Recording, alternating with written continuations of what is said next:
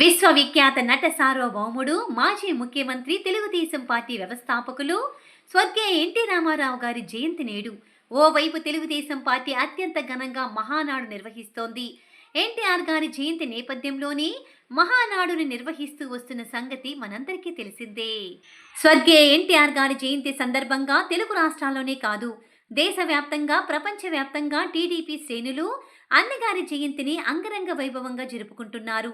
సినీ రంగంలో ఎన్టీఆర్ గారు అధిరోహించిన శిఖరాల గురించి, రాజకీయ రంగంలో ఆయన సంపాదించుకున్న ఖ్యాతి గురించి కేవలం టీడీపీ శ్రేణులే కాదు, సగటు తెలుగు ప్రజలు గుర్తు చేసుకుంటున్నారు.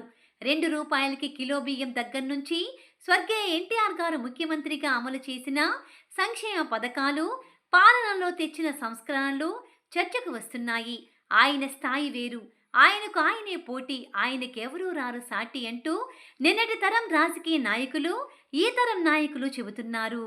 అవును, ఎన్టీఆర్ గారంటే వ్యక్తి కాదు, శక్తి. అందుకే చనిపోయే దశాబ్దాలు గడుస్తున్నా తెలుగు రాజకీయాల గురించి ఆయన పేరు ప్రస్తావించకుండా మాట్లాడుకోవడం కష్టం. తెలుగు సినిమాకి ఇదే వర్తిస్తుంది.